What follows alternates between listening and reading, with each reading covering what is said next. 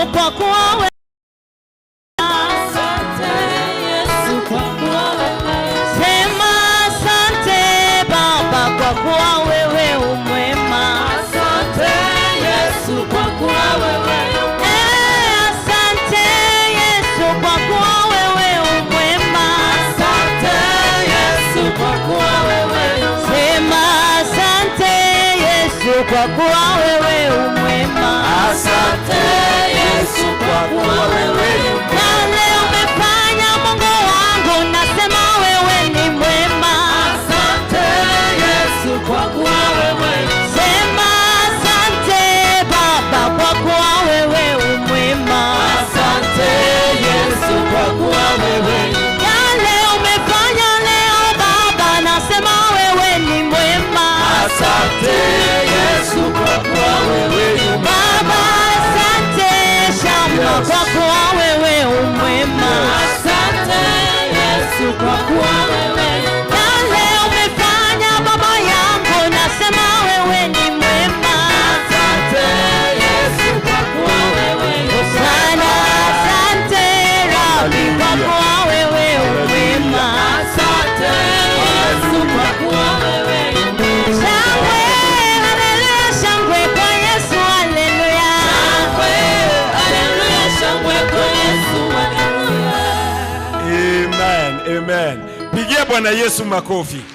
We still have time and God is going to bless us. Basi amen. Amen. Amen. Basi tukiwa tumesimama, wacha tuombe kwa sababu ya mtumishi wa Mungu. Baba, katika jina la Yesu Kristo, umekuwa mwaminifu mfalme, tumekuona. Tunaingia katika kipindi kingine ambaye Jehova mtumishi wako anaenda kunena pamoja nasi. Tunajua ya kwamba wewe ni Mungu, na Baba umesema ya kwamba unanena kupitia watumishi wako. Anaponena na watu wako Jehova, ninaomba ukasimame. Zaidi ya yote, uachilia Roho wako Mtakatifu akatawale. Semezana pamoja nasi na ukampe nguvu, kwa sababu wewe ni Bwana. Na ni katika jina la Yesu nimeomba na atakuamini. Amen. Amen. Karibu sana. Amen. Bwana Yesu asifiwe. Praise God. Bwana Yesu asifiwe. Praise be to God. I believe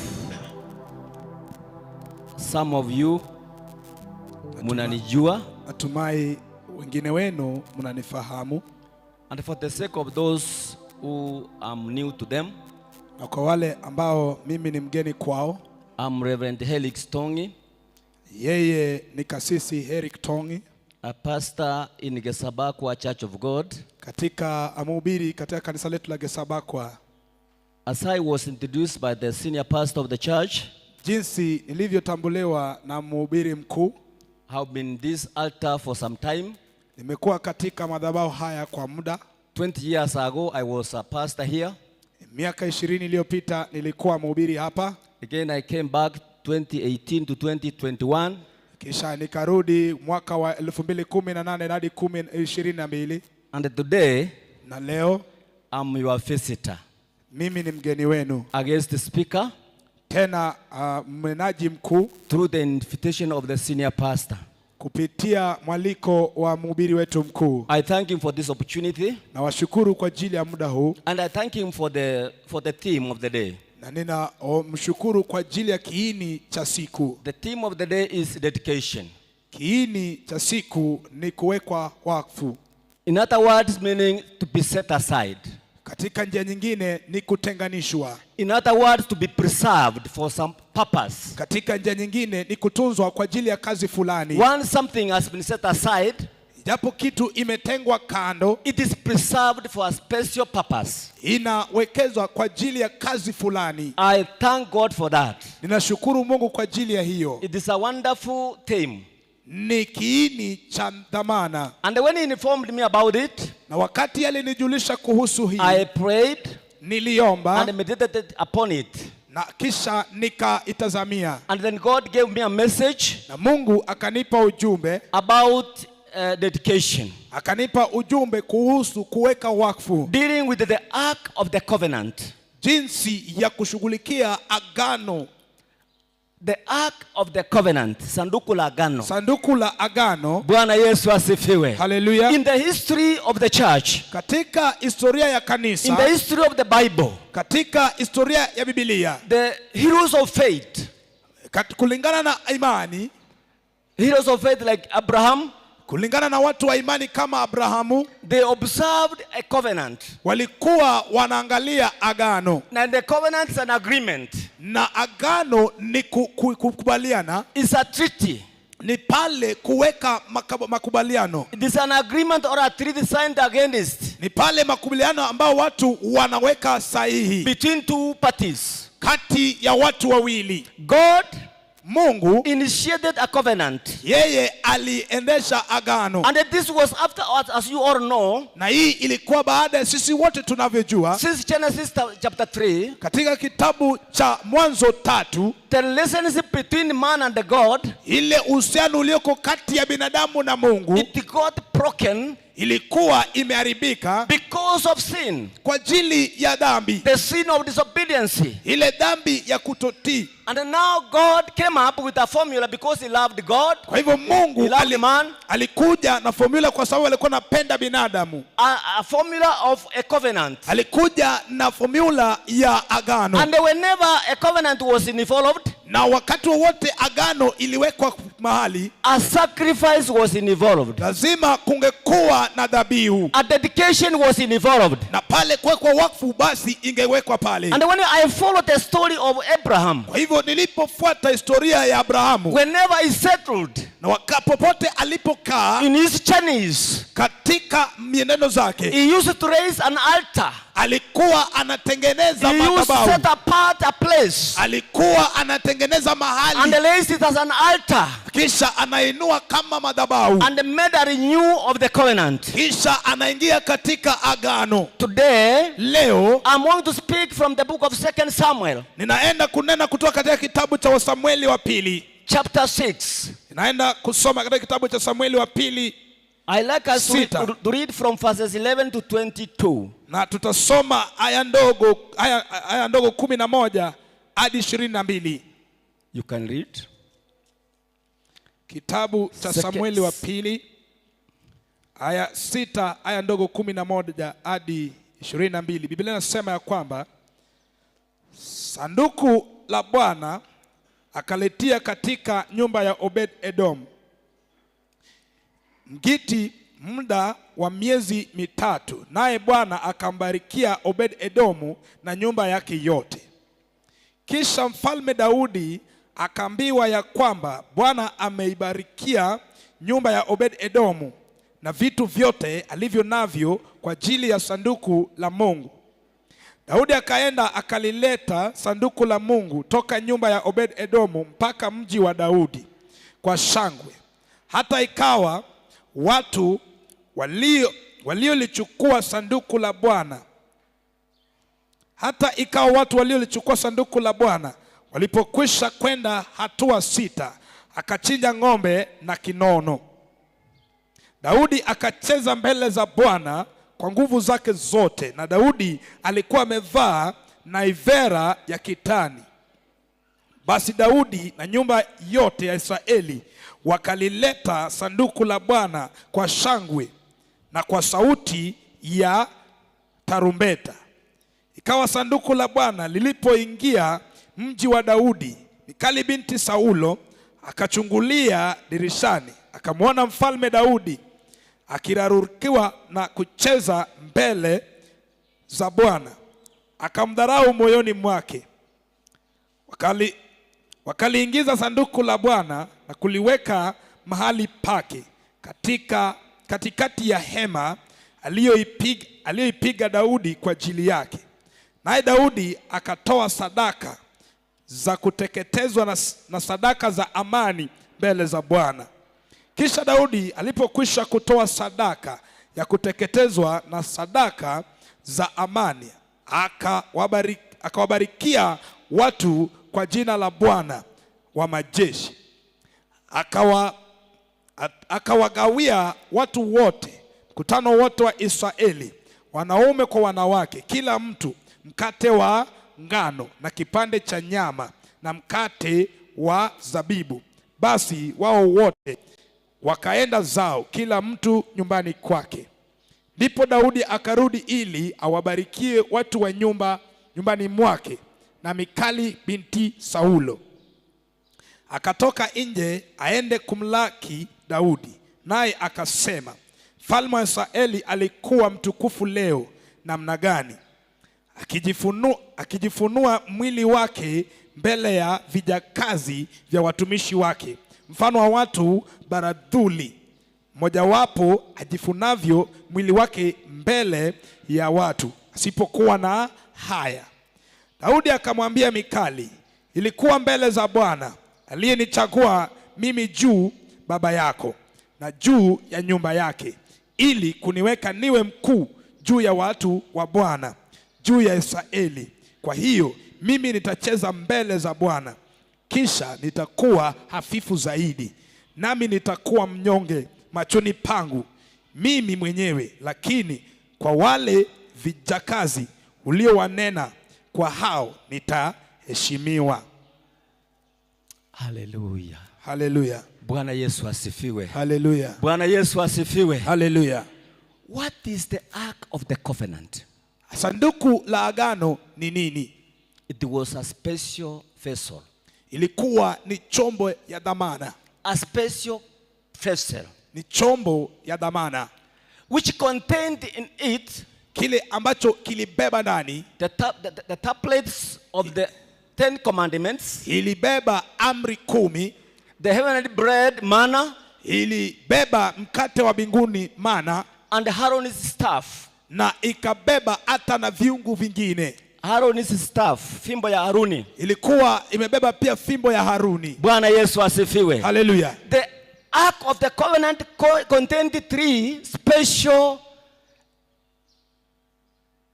vessels of God. Sanduku la agano lilikuwa limebeba vitu vitatu vya Mungu. It was a special unit. Ilikuwa ni kitu ya kipekee. A special vessel.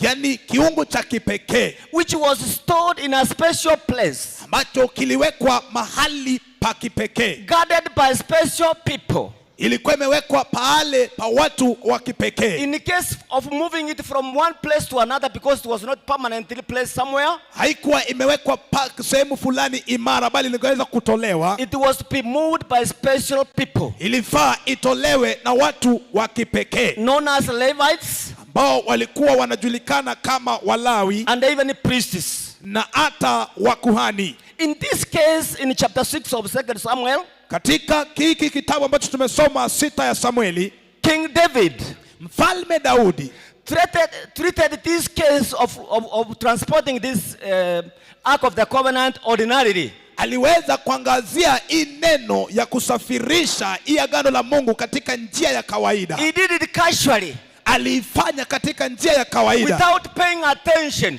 Bila kuangazia ama kuitazama kwa wazi. That it was a dedicated duty to be done. Ya kwamba ilikuwa kitu ambacho iliwekwa wakfu ifanywe. A dedicated service. Ilikuwa ni ibada ambayo imewekwa wakfu. To move the Ark of the Covenant was a special service. Kuondosha agano, sanduku la agano ilikuwa which needed special attention. Ambayo ilikuwa inahitaji ile matazamo ya kipekee. Bwana Yesu asifiwe. Hallelujah. The Bible says, Biblia inasema, he was moving it, alikuwa anaitorosha with a cart, alikuwa anatumia ile gari ya kusukumwa na ng'ombe. Hallelujah. Amen. Bwana Yesu asifiwe. Hallelujah. In a very casual way. Yani katika njia ya kawaida sana. Instead of being carried by Levites, badala ya kubebwa na Walawi on their shoulders, kwenye mabega, it was carried by bulls. Ilikuwa imebebwa na fahari. And God was not happy about it. Na Mungu akufurahia hayo. God was not happy about it. Mungu akufurahia hayo. And when the bulls staggered in a way, na wakati fahali walienda kombo, one of the carriers known as Uz, mmoja wao ambao walikuwa wabebezi ambao alikuwa anaitwa Uza, did it casually also to assist the ark not to fall. Yeye pia alifanya katika njia ya kawaida kuizuia isianguke. The Bible says Biblia inasema the hand of God was upon him, ya kwamba mkono wa Mungu ukawa juu yake, and he died instantly. na akafa pale pale. Hallelujah. Hallelujah. This issue Hili jambo made the King David very much discouraged. ilimfanya Daudi akawa na uoga. Today here we have prayed for the spirit of discouragement. Leo tumeombea roho ya kutotiwa moyo. King David was very much discouraged about this. Yani mfalme Daudi alikosa tumaini sana, Because he loved Uz, kwa sababu alipenda Uza, and they counted him as a righteous person. na alimhesabu kama mtu takatifu. Here God has killed him. Lakini sasa Mungu amemuua. This instant made King David discouraged. Hii ilimfanya mfalme Daudi akapoteza And they tumaini. stopped the journey Wakasimamisha msafari of taking the ark of the covenant to Jerusalem. ya kupeleka sanduku la agano kule And Yerusalemu. because of the fear of God, Lakini kwa sababu ya uoga wa Mungu, they feared the ark of the covenant because of that killing. waliogopa sanduku la agano kwa ajili ya uaji ule, Where am I going to leave it today? ya kwamba sasa ninaenda kuiwacha wapi? Where am I going to keep it today? Mimi ninaenda kuiwekeza wapi? He decided Akaamua to keep it in a watchman's house. ili aende akaiweke pale katika chumba cha A mtazamaji, watchman's house aende katika chumba cha mlinzi known as Obed-Edom, ambaye anajulikana kama Obed-Edomu, a despised person mtu ambaye amedharauliwa, who, if he dies, there is nothing. mtu ambaye hajai chochote. Hata akifa sio mtu wa maana. Even if he dies, he's not an important Wacha man. niiweke tu hapo, He is just a man who's there. ikae hapo. Let it be there. Hata akikufa. Even if he dies. That was in David's mind. Hiyo ilikuwa katika mawazo ya Daudi. Akawekea mtu ovyo tu, mtu ovyo. He just gave it to somebody, just a nobody. Ni mara ngapi katika maisha umehesabiwa kuwa mtu ovyo? How many times have you been counted as a Ni nobody? mara ngapi umedharauliwa katika maisha? How many times have you been Ni despised? mara ngapi umedharauliwa kazini? How many times have you been Ni looked mara down ngapi upon? biashara yako imedharauliwa? How many times your business have been looked down Bwana upon? Yesu asifiwe. Praise the living God. Daudi alipeleka sanduku pale kimadarau. David took that ark of covenant with a lot of despisement. And it stayed there for 3 months. Akasema kwamba ilikaa pale baada ya miezi 3. What David heard from that house, Kile ambacho Daudi alisikia kutoka katika ile nyumba, from the watchman's house, kutoka katika nyumba ya mlinzi, it was that he has been blessed. ya kwamba alikuwa And amebarikiwa, whatever he has been blessed. na chochote alicho nacho kilikuwa Kila kitu kimebarikiwa. cha Obed-Edom imebarikiwa. Kila kitu chake kilibarikiwa. Bwana Yesu asifiwe. Hallelujah. Bwana Yesu asifiwe. Hallelujah. When I came across this, Nilipokuja kwa hili, I asked myself, nilijiuliza where is Obed-Edom of this time? ya kwamba wapi Obed-Edom wa wakati wa sasa? Wapi Obed-Edom hapa Getembe? Wapi Obed-Edom wa sasa? Hallelujah. Hallelujah. To receive these blessings. Ili apate Where is baraka. Obed-Edom of today? Wapi Obed-Edom wa And sasa? where is the ark of the covenant? Na wapi sanduku la agano? Hallelujah. Hallelujah. Bwana Yesu asifiwe. Hallelujah. Where did it go? Ilienda wapi? Because Kwa sababu in the history of the Bible, katika Biblia we find it 2,600 years ago in history. tunaipata miaka 2000 iliyopita In the record of the Bible. katika maandiko ya agano Inatajwa. inatajwa. But where is it today? Iko wapi? Wasomi wako hapa. There are learned people here. Wale ambao wamesoma, scholars. There are people that are learned here. Wamechungulia hiyo maandiko They have gone through na hiyo this historia.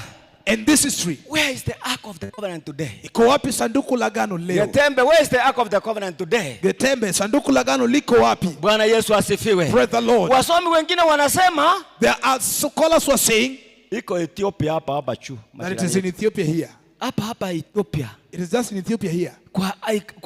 Kwa hekalu moja inaitwa Lady Mary's Church, In a given church called Mary's Church. an Orthodox church. It is an Orthodox church. Wasomi wengine Other scholars are saying, wamesema iko Mount Kenya. they say that it is in Mount Kenya. Bwana Yesu asifiwe. Praise the Lord. Iliharibiwa that it was broken ikasikwa Mount Kenya. and then it was buried in Mount Kenya. Wasomi wengine wanasema Other scholars are saying iko mojawapo ya ile michi ambayo ilikuwa inawekwa that it is in one of the cities that it used to be lakini placed in. hakuna mtu anaiona. But there is nobody that is able to There is see. none who has seen it physically. There is nobody ambaye It ameiona was a kwa macho. physical vessel Ilikuwa ni kitu ambacho inaweza ambayo kuonekana. ilikuwa inaonekana na kila mtu. It was being seen by everyone. But 2600 years ago, Lakini miaka 2600 it has iliyopita never been seen by anybody. haijaonekana na mtu. Hallelujah. Hallelujah. Bwana Yesu asifiwe. Praise the Lord. In Ethiopia, Katika mji wa Ethiopia, where it is believed is kept, pale ambapo inajulikana imewekwa. it is guarded heavily. Amen.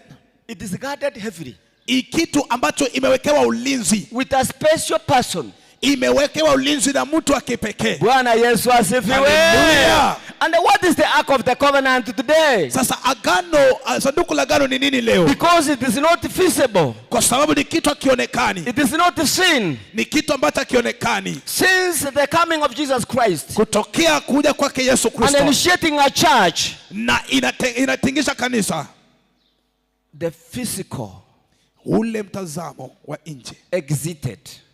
ilitoweka, The spiritual kiroho took place. ikaingia. Hallelujah. Hallelujah. Bwana Yesu asifiwe. Praise the Lord. Since the institution of the church, Kutokana na kulekewa kanisa, the Ark of the Covenant is spiritual. sanduku la agano ni kiroho And it is supposed to settle or to be kept in your heart. na inafaa iwekwe ndani ya mioyo In zetu, a church, katika kanisa, in a person, katika mtu, in a people. katika watu. Hallelujah. Hallelujah. Regardless of Bila kujali, ofisi, bila kujali ofisi, ni overseer, vasia, ni reverend. reverend, nani, Everybody, kila mtu, you are a place wewe uko mahali, where the Ark of the Covenant wewe ni sehemu ambayo sanduku la is agano supposed to stay.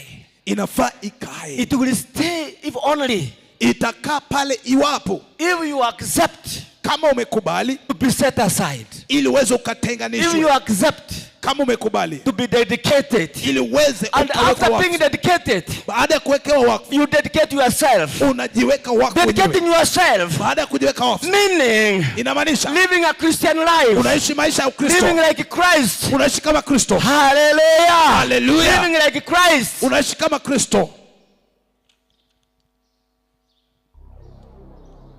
And the moment you live like Christ, Wakati wote umefanya hilo, because the word Christ means sababu neno Kristo inamaanisha, the fullness of faith, inamaanisha kwamba wazi, ukamilifu wa imani, the fullness of grace, ukamilifu wa neema, the fullness of power, ukamilifu wa nguvu, the fullness of perfection, ukamilifu wa kuwa kamilifu, and the fullness of anointing. na ukamilifu wa upako. Your life will never remain the same again. Maisha yako haitabaki jinsi ilivyo tena. Hallelujah. Hallelujah. Bwana Yesu asifiwe. Hallelujah. Bwana Yesu asifiwe. Praise the Lord. As a Christian, Kama Mkristo you are supposed to live a life unafaa uishi maisha of fullness in faith, ya kuwa na ukamilifu katika imani, of fullness of faith in faith, na kuwa na ukamilifu katika imani, in believing the word of God, kwa kuamini neno la Mungu, believing that what the word of God says kwa kuamini kila ambacho Mungu anasema means what it says. ndio inamaanisha kila ambacho anasema. Bwana Yesu asifiwe. Praise the living In that God. status, Na kupitia hiyo, when you are living in the fullness of faith, kama unaishi katika ukamilifu wa imani,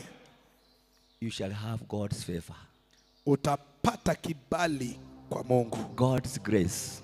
neema ya Mungu. Whatever your hand will touch, Chochote kile ambacho utaguza, whatever you will do, chochote kile ambacho utafanya, will be a blessing, itakuwa baraka, will be blessed. itakuwa imebarikiwa You will be with the fullness of power. kwa nguvu yote.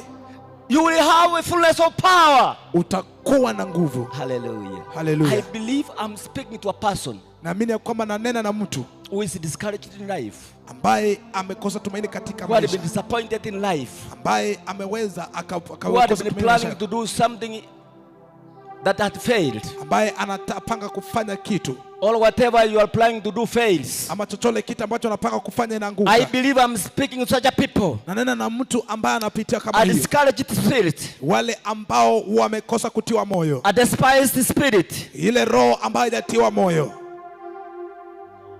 Once in the fullness of faith, Inafaa itembee katika once in the fullness of grace, ukamilifu wa neema. once in the fullness of power, Inataka ukamilifu wa nguvu. once in the fullness of perfection, Wapi nguvu ya kuwa kamilifu? once in the fullness of anointing. Natembea katika ukamilifu wa upako. Everything is possible in your life. Kila kitu kinawezekana juu ya maisha yako. Hallelujah. Hallelujah. Bwana Yesu asifiwe. Praise the Lord. That is living a righteous life. Hiyo ni kuishi maisha kamilifu. Righteous life means Maisha ya haki inamaanisha, living in alignment.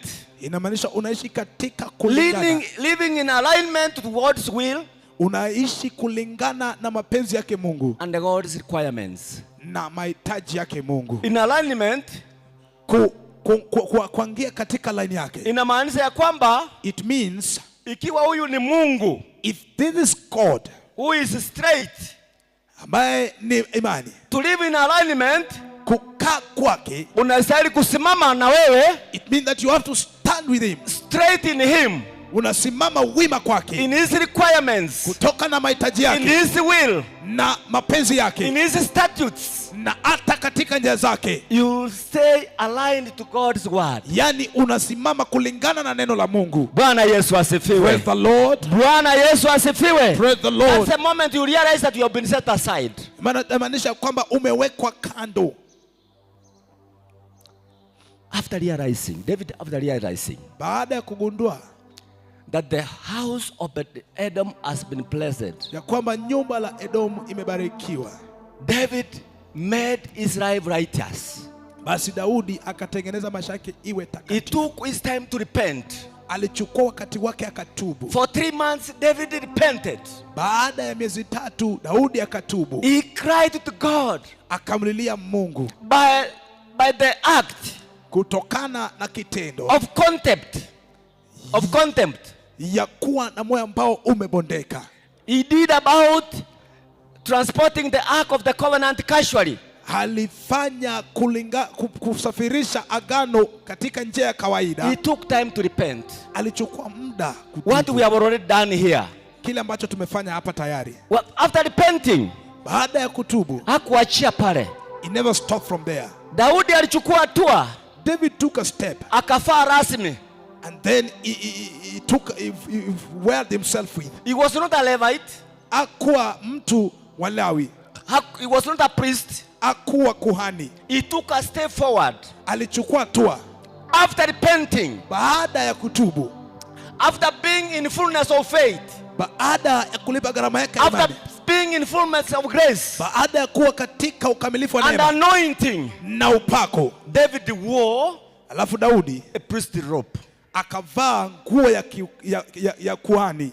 Bwana Yesu asifiwe. Hallelujah. He took the ark of the covenant out of Obed's home. Alichukua sanduku la agano kutoka katika nyumba la Obed Edom. I want to remind you that Obed was a Gentile. Nataka nikwambia ya kwamba Obed alikuwa Gentile. He was not a Jew. Hakuwa Myahudi. And I remember how the Jews despised the Gentiles. Na mimi nakumbuka jinsi Wayahudi walimdharau wana wa Gentile. David took the ark of the covenant from the house of Obed. Na akatoa sanduku la agano kutoka katika nyumba la Obed Edom. As we read the Bible, Jinsi tulivyosoma Biblia, alikuwa akienda hatua 6.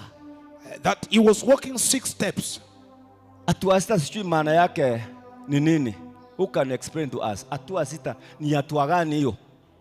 What is the meaning of 6 steps? Mchungaji. 6 steps. Hatua 6 hiyo ni nini sasa? 6 steps. Ni 6 steps. Yaani miguu 6 Daudi alikuwa ana stop. Every 6 step David will stop. Anaagiza ndume And then he calls for na mnyama mwingine another animal, zinachinjwa. and then they cut it. He over sacrifice. And then alafu anapeana matoleo. Baada ya sacrifice, Baada ya dhabihu, safari inaendelea. they continue with the journey. Hatua 6 Another 6 steps ana sacrifice. is sacrifice again. 6 steps Tatua a sita sacrifice. anatoa dhabihu. 6 steps Tatua a sita sacrifice. anatoa dhabihu. katika safari hiyo iliungana na praise and worship. In his journey, it was to Praise and worship. na kula sifa na ibada. He did it joyously. Walifanya kwa He furaha. danced. Alicheza Mpaka imagine kanzu ikararuka. until the robe caught on. What type of dance was that? Hiyo ilikuwa ni kucheza aina gani? Imagine this new gown. Just Nicheze mpaka iraruke. Imagine ya kwamba hii gown mpya, it has been amecheza now until it is torn. Hiyo worship ni ya kiwango gani? Which type of worship is that? Tunaweka worship hapa. We make a worship here. Watu wakijaribu kucheza kidogo, When people try to play, tunawaona we don't pray. Wanafanya nini huyu sasa? what are they doing? Anacheza nini sasa hii? Now what are they doing? Sasa hii ni dombolo ama ni nini? What is Hii ni this? dansi ya Yesu ama ni nini? Is this one of Jesus? Daudi akacheza David played mpaka msichana wa Sauli akamukecheli. until the daughter to Saul despised him. An honorable king to dance like a kid. Can this man dance this way? Bahati mbaya kwa huyu msichana, kwa sababu hakupata mtoto maishani mwaka yote. Because of that, he never got a child for the rest of her life. Kwa maana alidharau kitendo cha kumheshimu Bwana. Because he despised, Alidharau act of kitendo obeying cha God. kutoa sacrifice kwa Bwana.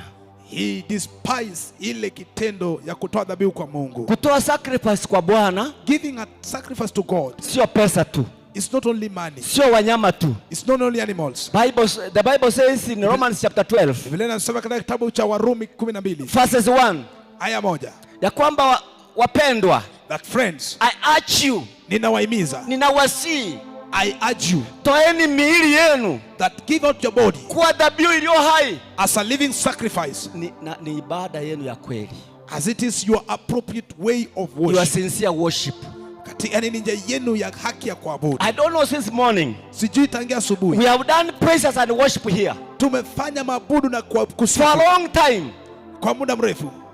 and I've seen our praise and worship hawana limit. Naona kwamba kundi letu la sifa ni Mchungaji kama- hajaweka stopwatch ya kwamba moja inafika hapa, worship mbili zinafika hapa. Haleluya. Amen. Tumefuruta kamba sana, We have tried to pull the rope.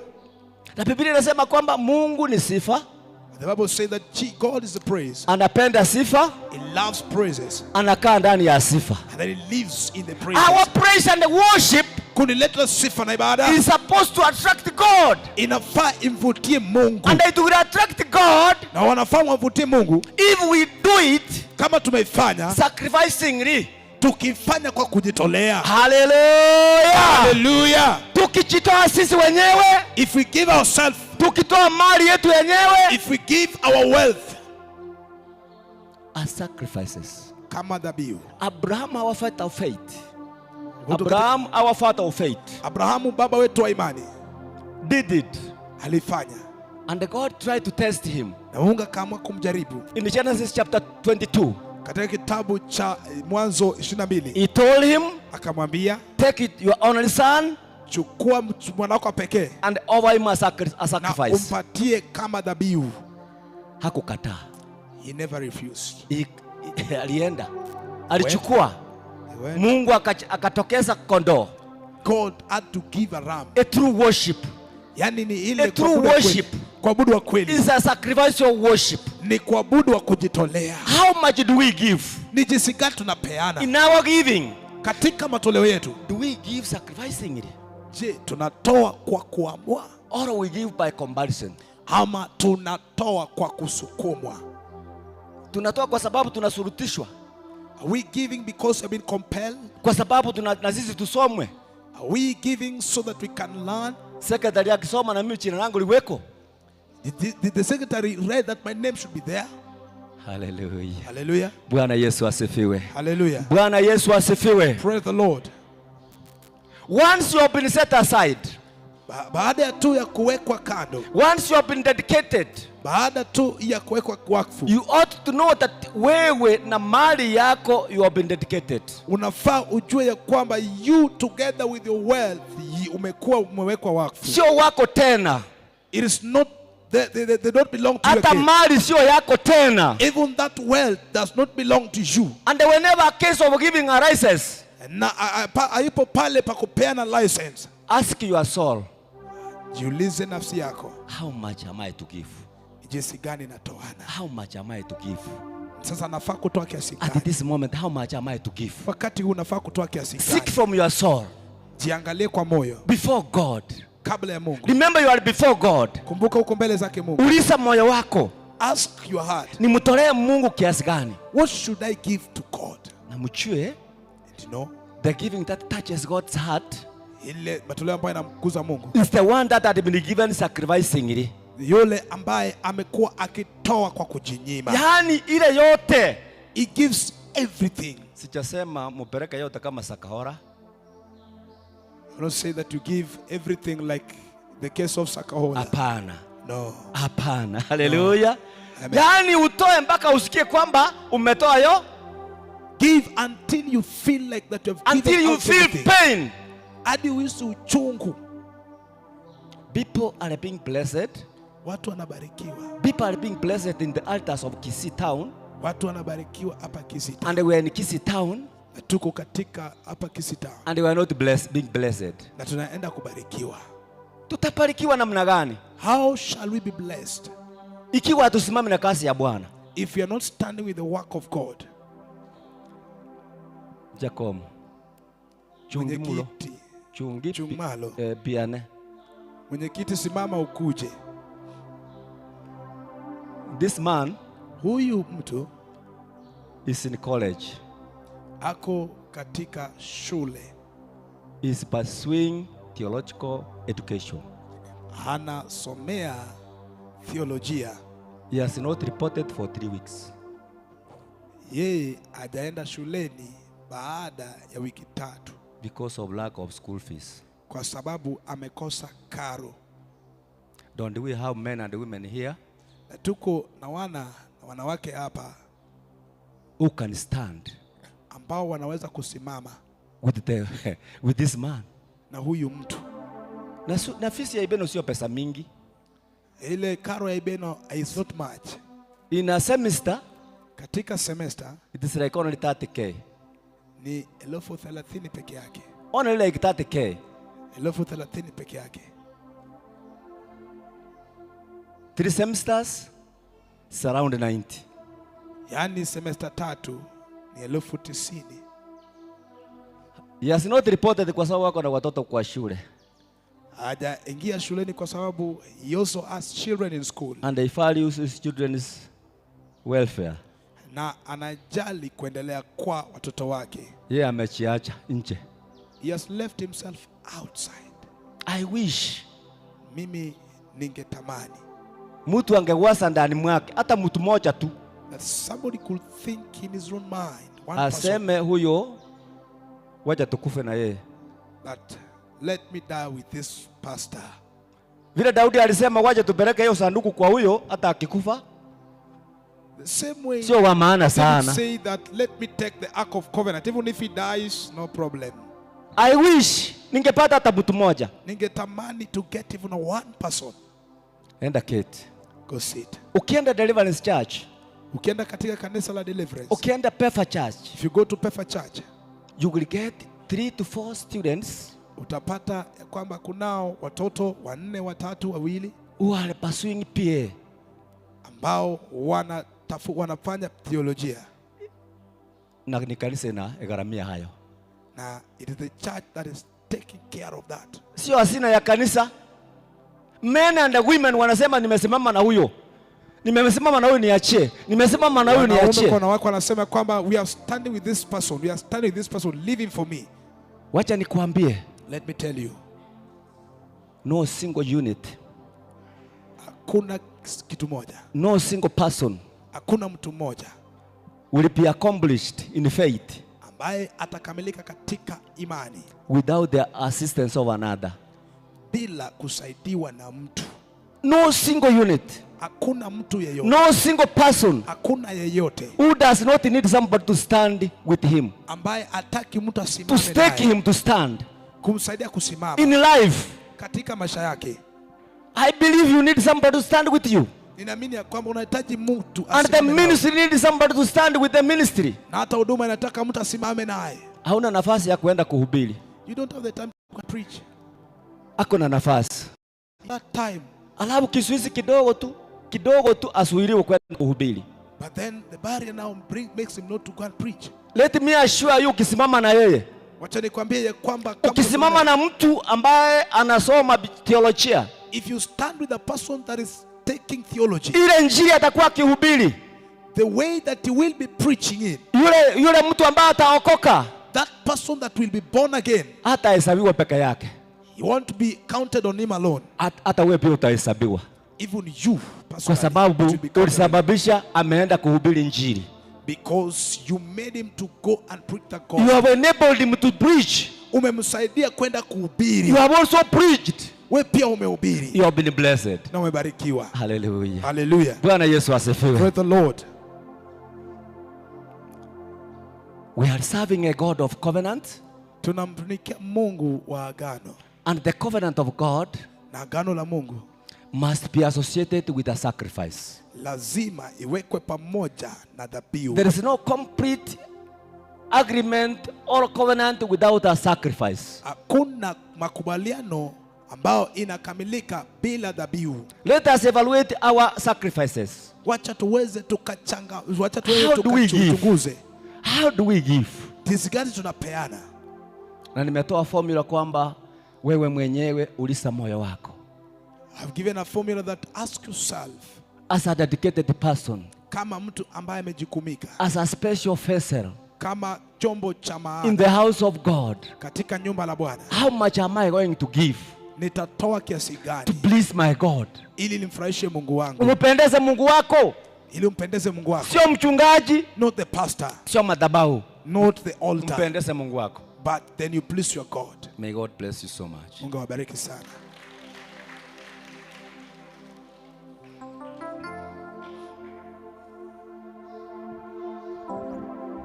Father, we thank you because of your mighty happenings. Your servant has spoken to us about thanksgiving.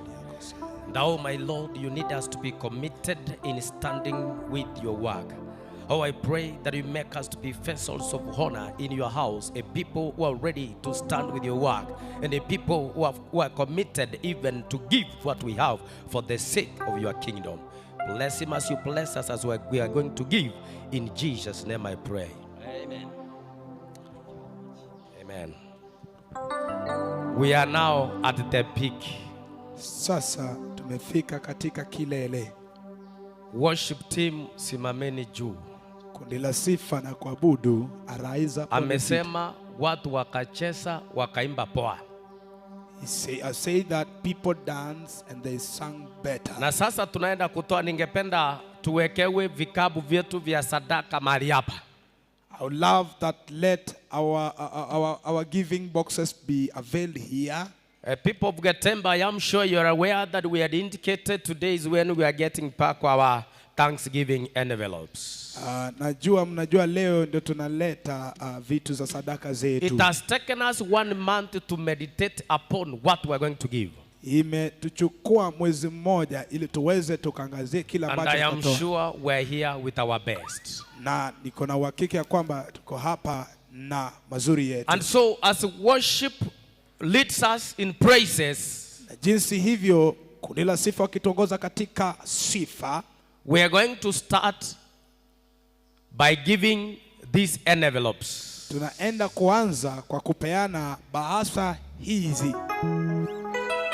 So for those of us already who have these envelopes, wale ambao wako na bahasha hii, I kindly request that all of us we stand up. Ninauliza sote tunyanyuke ili tukaanze sasa kutoa kutoka kwa bahasha zetu. Watakapokamilisha tutaingia kwa sadaka ya Jumapili. After we shall be done, we will go into our normal offering on Sunday. Do not grow weary while in the service of the Lord. Usichoke ukiwa katika ibada ya Bwana. I am requesting that we stand up with our tithe, with our envelopes, the thanksgiving, with our tithes, and with anything that you want to give today to the Lord. Naomba tunyanyuke juu na sadaka zetu za shukrani. Remember we said today is the climax. Nilisema kwamba leo siku we will want to start right from that law. Ninataka nionge tafadhali roho ya juu. Kama mnanipata vizuri simameni wale wa hapa. I need somebody to tell them what I've said. It's like they are sleeping. Tumesema ya kwamba watu wasimame katika miguu. Unajua ukiwa katika nyumba ya Bwana masikio lazima antena siwe juu. When you are in the house of the Lord, you have to raise ninataka your tuende hivi antenna. wapendwa, tutaanza kutoka hapa kuleta our envelopes pamoja na sadaka zetu. Let us do it once. Natoka hapo unaleta hii envelope inakuja hapa, alafu unatoa na sadaka yako, unaweka mahali hapa, alafu baada ya kumaliza hawa tutaanzia hawa, tutaingia second row. I want us to be a little bit systematic and orderly. So twende kasi, tutakaidi tuanzia hapa. Wengine nyinyi mtanyamaza, the second row you will keep just continue singing and dancing and praying for what you want to give.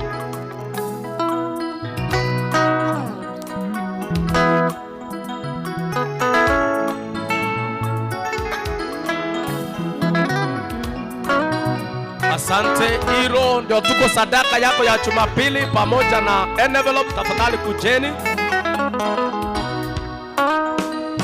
Yote yawezekana kwa imani, yote yawezekana kwa imani, yote yawezekana kwa imani, After this row, yawezekana kwa imani. Sema yote yawezekana kwa imani, yote yawezekana kwa imani, yote yawezekana kwa imani, yote yawezekana kwa imani. Uzima tumepata kwa imani, yote yawezekana kwa imani, yote yawezekana kwa imani, yote yawezekana kwa imani. Sema nguvu tumepata kwa imani, yote yawezekana kwa imani, yote yawezekana kwa imani, yote yawezekana kwa imani. Yote yawezekana kwa imani, yote yawezekana kwa imani, yote yawezekana kwa imani, yote yawezekana kwa imani. Na nguvu tumepata kwa imani, yote yawezekana kwa imani, yote yawezekana kwa imani, yote yawezekana kwa imani. Na ushindi tunapata kwa imani, yote yawezekana kwa imani, yote yawezekana kwa imani, yote yawezekana kwa imani. Na uzima tunapata kwa imani, yote yawezekana kwa imani, yote yawezekana kwa imani, yote yawezekana kwa imani. Sema yote yawezekana kwa imani, yote yawezekana kwa imani, yote yawezekana kwa imani, yote yawezekana kwa imani. Katikati ya miungu hakuna Mungu kama wewe, Mungu kama wewe. Katikati ya miungu hakuna Mungu kama wewe, Mungu kama wewe. Mungu kama wewe, Mungu kama wewe. Mungu kama wewe, Mungu kama wewe. Mungu kama wewe, Mungu kama wewe.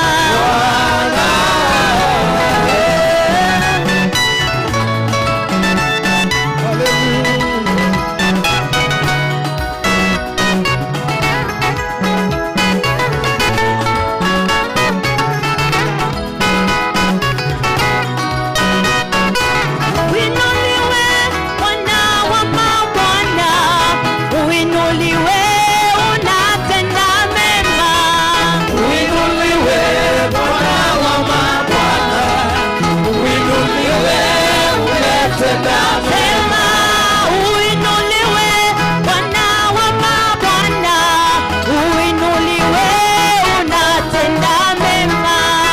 Uinuliwe Bwana wa mabwana, uinuliwe umetenda mema. Sema upewe sifa mfalme wa amani, upewe sifa unatenda mema.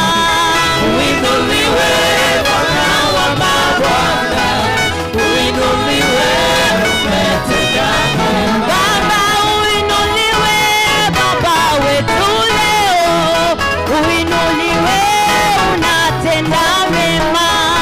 Uinuliwe Bwana wa mabwana, uinuliwe umetenda mema. Yesu umetenda mema, Hosana umetenda mema, Sema umetenda mema, Yesu umetenda mema, Baba umetenda mema, Yesu umetenda mema, Baba umetenda mema, Yesu umetenda mema, Sana umetenda mema, Sema umetenda mema, Simba wa Yuda ananguruma, Simba wa Yuda ananguruma, Simba wa Yuda ananguruma, Simba wa Yuda ananguruma, Simba wa Yuda ananguruma, Simba wa Yuda ananguruma, akinguruma wamama wanaokoka, akinguruma vijana wanaokoka, akinguruma wazee wanaokoka, Simba wa Yuda Ananguruma, Simba wa Yuda ananguruma,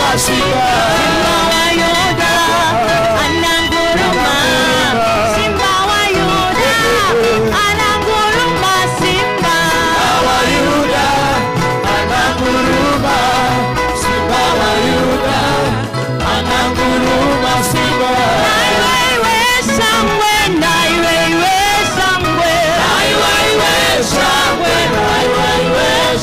sema naiwewe shangwe, naiwewe shangwe, naiwewe kwa wamama, naiwewe shangwe, naiwewe shangwe, naiwewe shangwe,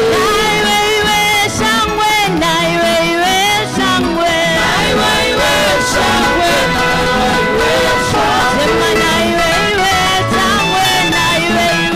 shangwe, I love you, Jesus, you are my Savior. I love you, Jesus, you are my Savior. I love you, Jesus, you are my Savior. I love you, Jesus, you are my Savior. I love you, Jesus, you are my Savior. I love you, Jesus, you are my Savior. Kama tumesimama hivyo, let me believe that your thanksgiving umeitoa wholeheartedly, au hujashurutishwa na mtu, and you have given your best. Daudi ambaye nimemzungumzia kwa kukamilisha kazi yake, alipokuwa anataka kuchengea Mungu hekalu, God stopped him, akamwambia wewe huwezi kunichengea, umemwaga damu sana. He declared all his wealth, kila dhahabu yote ambayo alikuwa amekusanya, silver, gold, bronze, yote he gave to God as a sign of sacrifice. He sacrificed himself. He sacrificed his ability of richness. Yote alikuwa ametengeneza mali yote, akapea Mungu. You will never regret, my brother, my sister, the moment utachukua hatua ya kuchinyima kwa ajili ya kazi ya Bwana.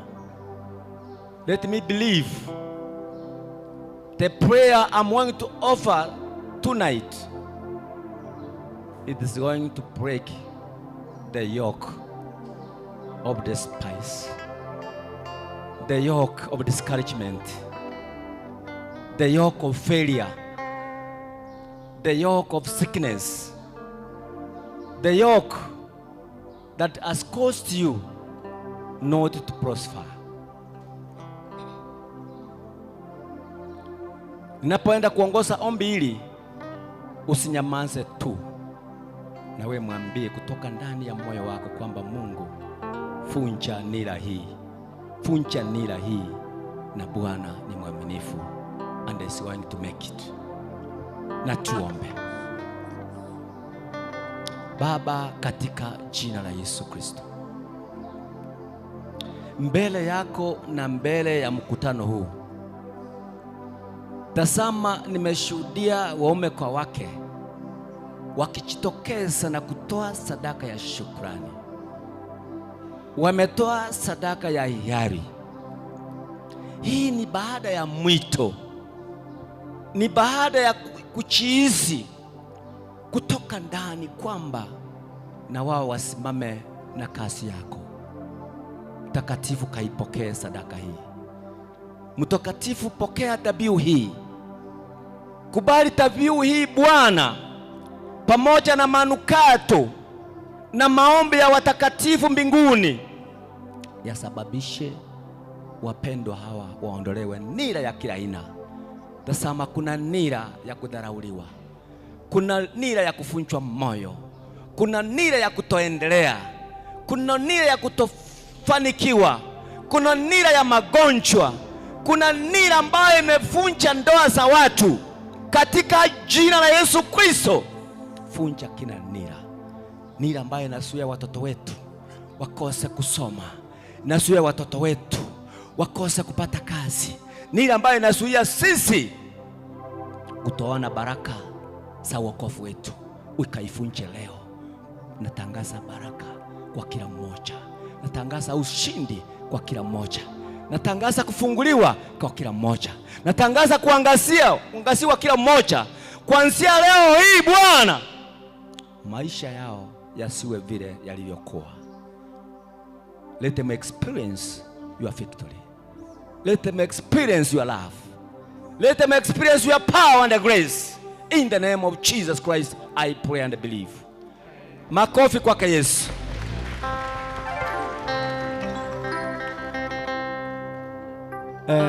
Tunapoketi, mchungaji amefanya kielelezo hapa. This is leadership. When people leading God's people are leading them, they must lead them from the front. Without leadership, people will not have what to follow. Bwana Yesu asifiwe. Watu hawatakuwa na kitu ya kufuata. Ukiwa unasimama mbele, ukiwa unaongoza kanisani katika cheo chochote, ongoza kwa mfano. Thank you very much. Tuketi.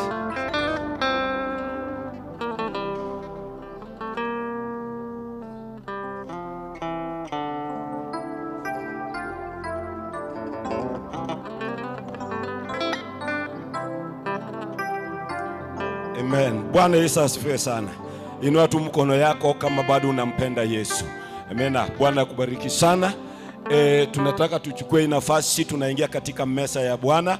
Ujiandae, tayari askofu amefika, tunaenda mbio, na wacha Mungu akubariki sana. Dakika chache sana, ninaomba tutoe zile pale, alafu ninataka tuende katika kupeana meza ya Bwana. Na ningependa kwanza nikisema kwamba meza ya Bwana ni moja, ya one of the major ordinances that the Church of God believe in, kwamba ni sehemu na desturi yetu ya Church of God, kwamba ni sharti tukaweze kuingia ili kwamba tukaambatane pamoja na yale ambayo ninaenda kuyasema. Katika kitabu cha Korinto wa kwanza, mlango ni wa 11, mstari wake ni wa 11:23. Nataka nisome hapo wapendwa, 11:23, ili nikaenda chini kidogo, alafu nikaeleze kwa ufupi na tuingie katika hali ya mesa. Tafadhali nataka wale ambao mlikuwa hapa mngekuwa mumeileta hapa mbele. Biblia inasema, kwa maana mimi nalipokea bure kutoka kwa Bwana niliyowapa nanyi, ya kuwa Bwana Yesu usiku ule aliotolewa alitua mkate, naye akiisha kushukuru akaumega, akasema, huu ndio mwili wangu ulio kwa ajili yangu, fanyeni hivi kwa ukumbusho wangu. Na vivi hivi baada ya kula akakitoa kikombe, akisema, kikombe hiki ni agano jipya katika damu yangu, fanyeni hivi kila mnywapo kwa ukumbusho wangu. Maana kila muulapo mkate huu na kukinywa kikombe hiki, mwautangaza mauti ya Bwana hata ajapo. Basi kila aulaye mkate huu au kukinywa kikombe hicho cha Bwana isivyo stahili, atakuwa amejipatia hatia ya mwili na damu ya Bwana. Lakini mtu achiochi mwenyewe, na hivyo aule mkate na kukinywa kikombe. Maana alaye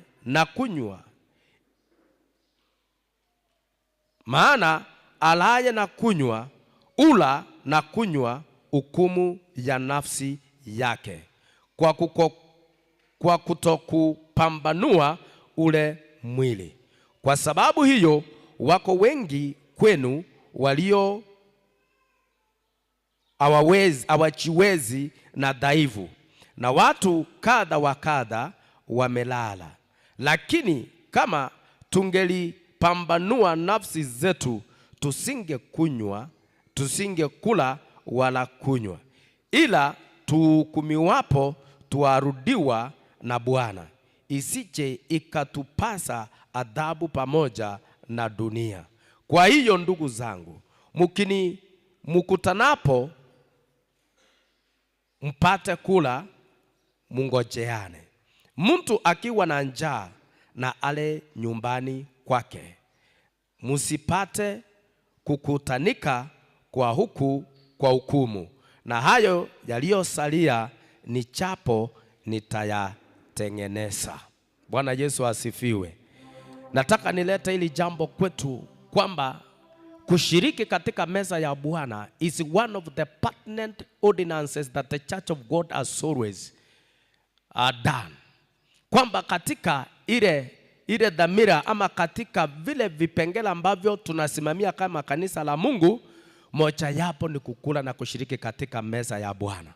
Wakati ambapo tunashiriki meza ya Bwana, it is an occasion ambayo tunakumbuka siku ile wana wa Israeli waliotoka katika nchi ya Misri wakipata uhuru wao kwenda katika sehemu ya Kanani. Na Biblia inasema tunapofanya hivyo, tukafanye hivyo kila wakati kwa ajili ya kukumbuka yeye Yesu.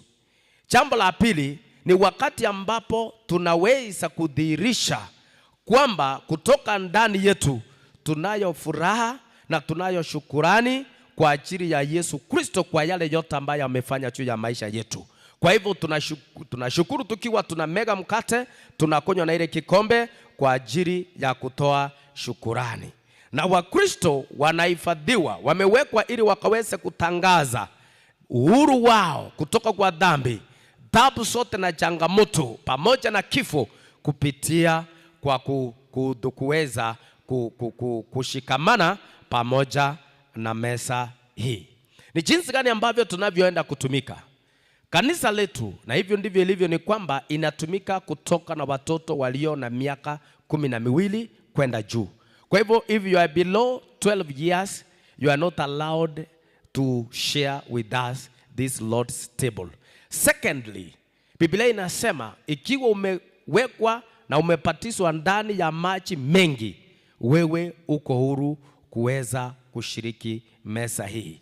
Ikiwa una uhuru wa kushiriki, lakini kuna jambo ambalo unataka ukalitatue, tutaomba kwamba kwanza utakuwa wa mwisho ukisharudi nyuma, na kama umeombewa na tumeshiriki sisi wawili kuweza kushikiriana lile ambalo linakufanya usiweze kutumia, tuombe pamoja, utakuwa na uhuru wa kuweza kutumia. Biblia inasema kabla utumie, you examine yourself. Jichunguze wewe kama kweli unahitaji ukaweze kutumikia. Prepare, andaa moyo wako ili kwamba ukaweze kushiriki katika hii. Biblia inasema ikiwa hatutashiriki, basi hatuna mshikamano pamoja na Yesu. And if we do not, then we don't have a fellowship with our Jesus. Kwa hivyo tukitaka kuwa na ushirika huo, Biblia inasema tukashiriki katika mwili wake na katika damu yake.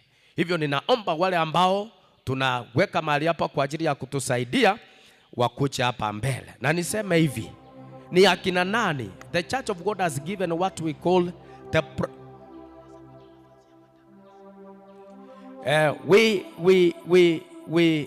tunapofanya hivyo, ninaomba Mungu atusaidie ili kwamba kabla ya kuja kutumia tuwe tumechioji.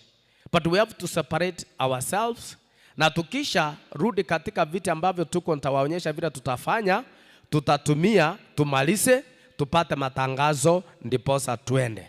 Now those of us, ni nani ambao wanakubaliwa kufanya mambo haya? Nataka unisikize vizuri, because occasionally we have distorted the biblical information and the doctrine of the church. And so allow me to say that for those who are allowed to prepare the Lord's table, ni watu ambao wamefanya harusi ndani ya kanisa. It should be known. Ikiwa kuna yule alifanya harusi kwa DC, unaileta tunaiombea kanisani, alafu unachinja mbuzi ama kuku ama lolote tunakula hapa, ndio tunakuambia now welcome. Bwana Yesu asifiwe. Hata kama utaleta wewe kuja tukuombea. We are not fond of food, and I want to believe you know that. Kwa hivyo lazima iombewe ndani ya kanisa kabla uanze kutumika na kutambulika kama mtu ambaye alifanya harusi. Cheti ni moja, but it must be dedicated in the church, ndiposa na wewe ukaanza kutumika katika madhabahu. So this is a very strict activity, na wale ambao nimewaita kuwa mahali hapa ni Beatrice Momanyi ambaye aliwekwa wakfu pamoja na Reverend Richard Ondigi na akafunguliwa kwamba fanya kazi ya Mwenyezi Mungu. Simama ukakuja hapa mbele.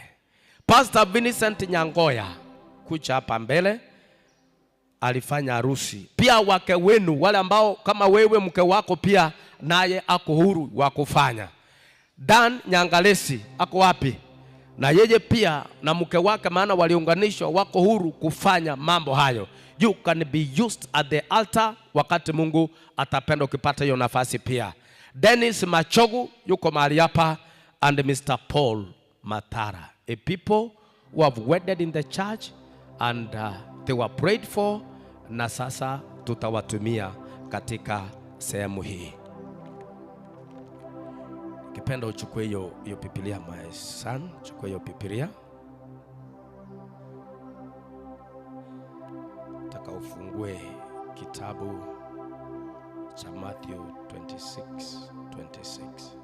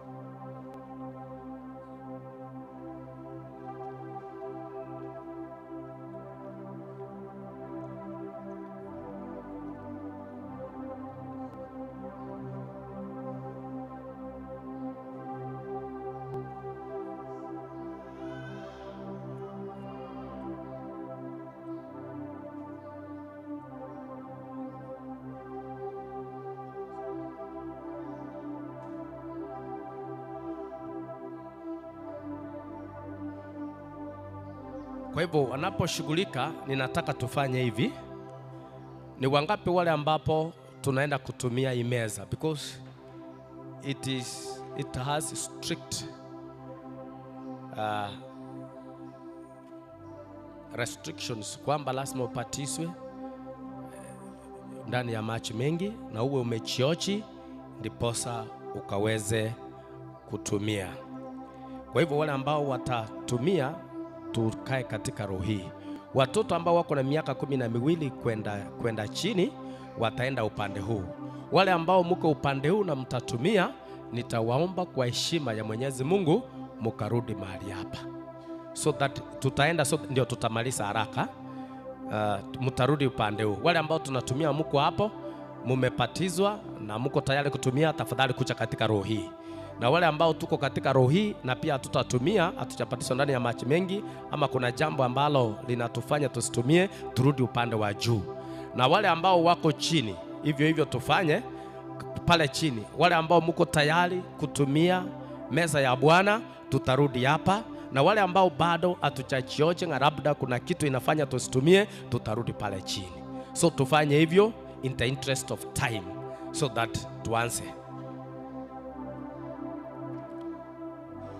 In the interest of time. Wale ambao watatumia, tafadhali tukuche hapa. Na pia wakati ambapo tutakuwa tunachukua mkate pamoja na divai, tutaongojeana. Nitawapa the example, now you are going to do it. Tutaongojeana sisi wote and we shall do it at once na tumalize. Tukae mahali hapa. Those of us ambao tunaenda kutumikia, we want to use the two rows.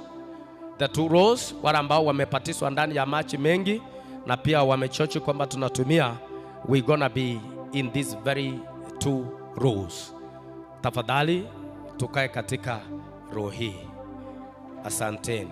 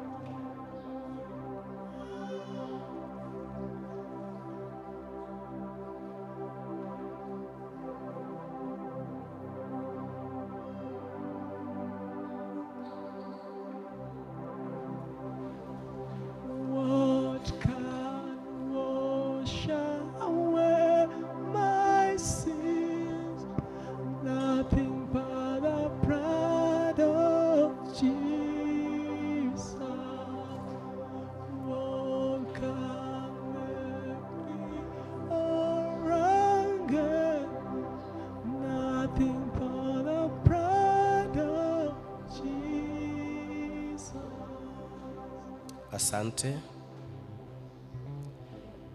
Mathayo 26 mstari wake wa 26.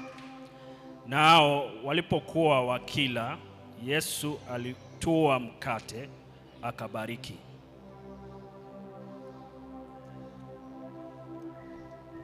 Baba yetu na Mungu, katika jina la Yesu Kristo, ni mkate dhihirisho wa mwili wako uliovunjwa pale msalabani. Watoto wako wanapoenda kutumikia, ikawape ukumbusho kwamba ulipata ushindi hata baada ya kule msalabani. Katika jina la Yesu Kristo ninaomba na hata kuamini.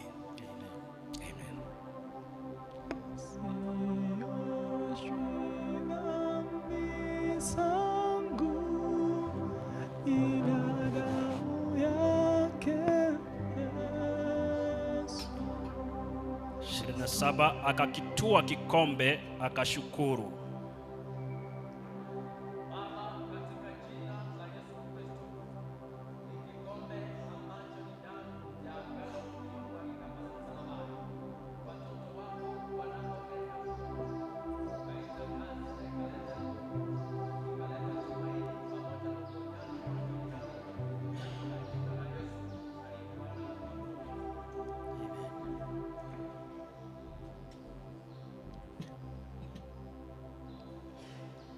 Akawapa akisema, nyweni nyote katika hiki, kwa maana hii ndiyo damu yangu ya agano imwagikayo kwa ajili ya wengi kwa kuondolewa la dhambi.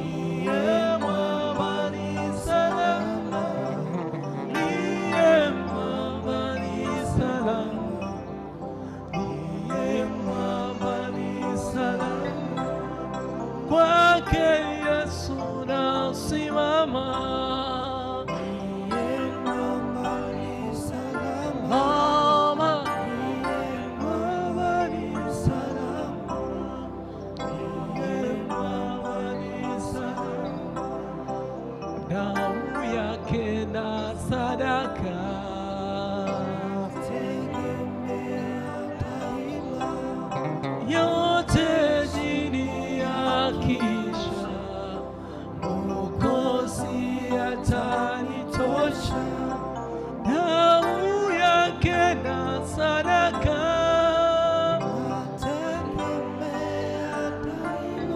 wote chini ya kichwa, Mwokozi atanitosha. Kwake Yesu nasimama.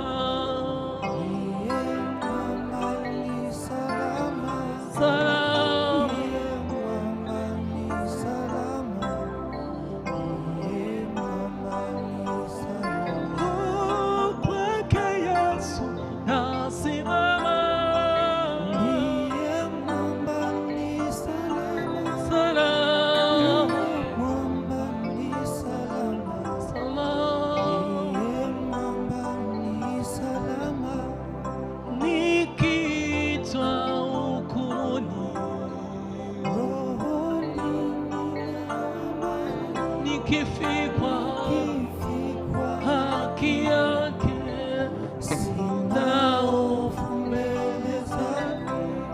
Nikiitwa hukumuni,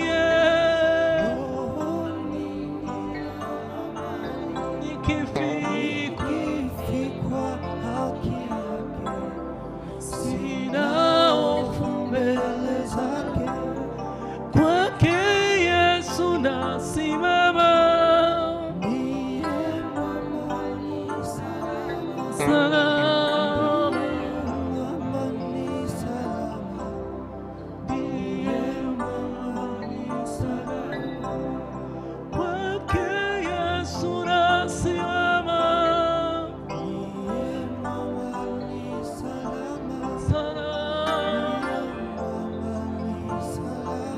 Salama. Hallelujah, hallelujah, hallelujah,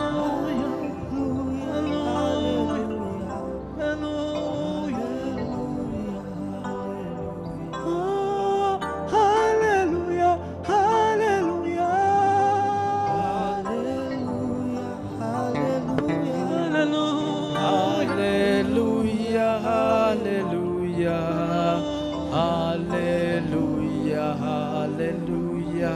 Basi ninapoenda kutangaza kwamba tumikia mwili, utaweka mkate mara ya kwanza. Basi kuleni mkate sisi wote. Basi na kunywa na divai.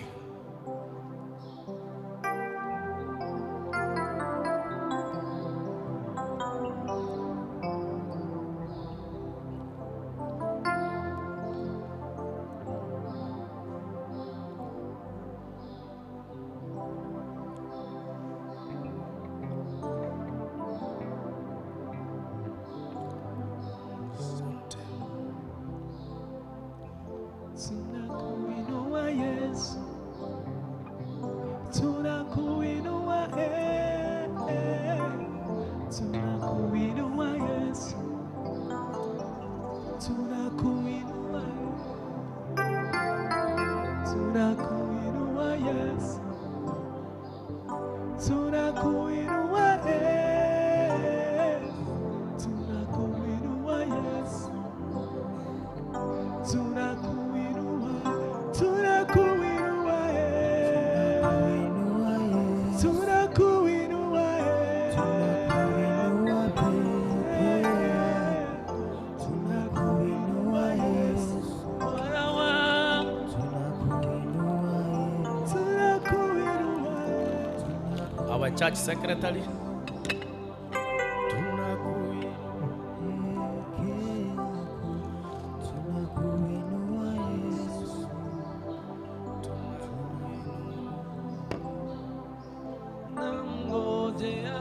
Matangazo tafadhali. Namngojea Bwana, namngojea Bwana, yeye anaweza yote. Namngojea Yesu, wewe Bwana, yeye anaweza yote.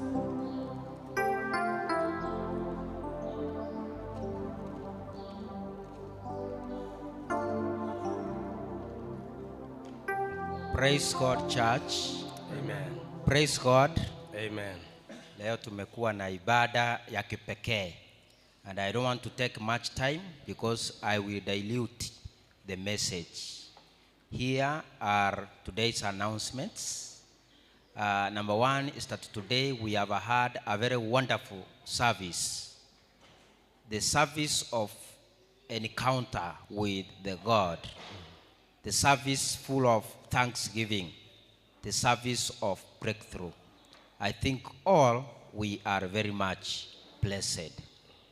The second announcement is on Christmas.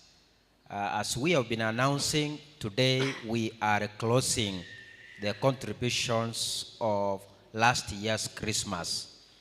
Please, before we leave today, ensure that you give your offering. The third announcement is that on 28th January 2025, we shall have area baraza at Nyataro Church of God at exactly 9 a.m. All church leaders are required to attend. May God bless you all. Amen. Basi na tusimame.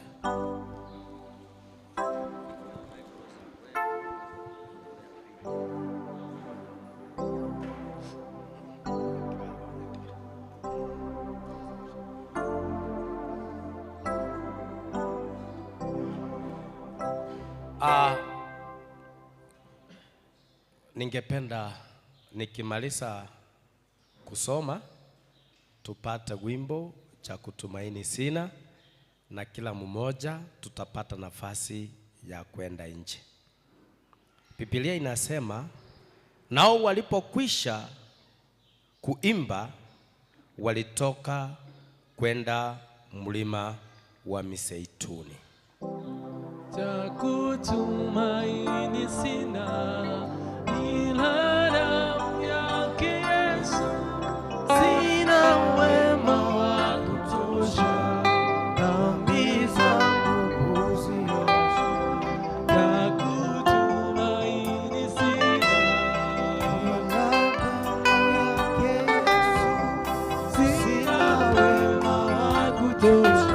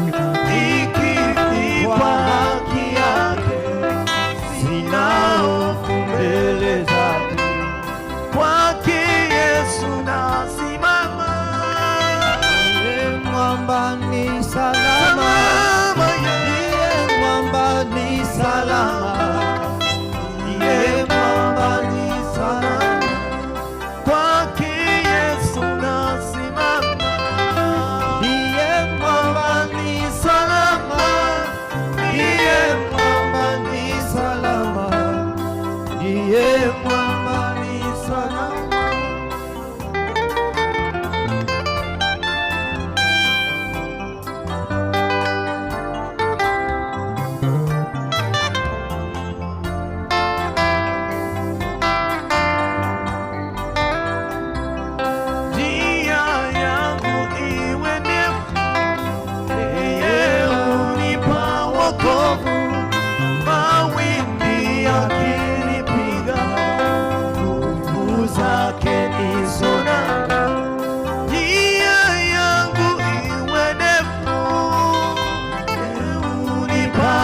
wokovu, mawimbi yakinipiga, nguvu zake nizo nanga.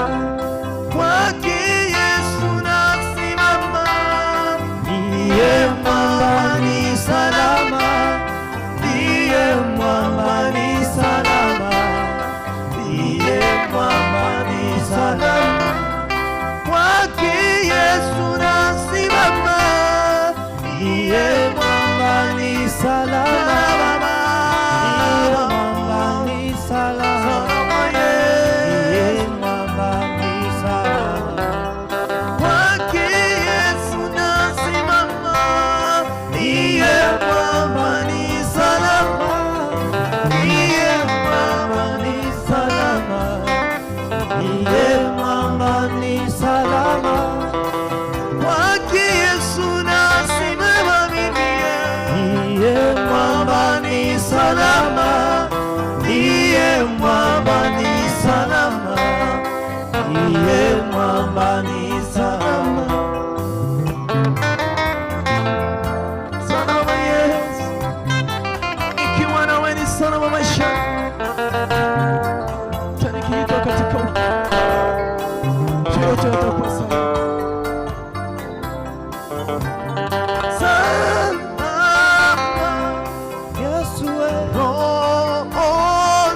Ni salama, ni salama rohoni mwangu. Salama, salama rohoni, ni salama rohoni mwangu. Salama, salama rohoni,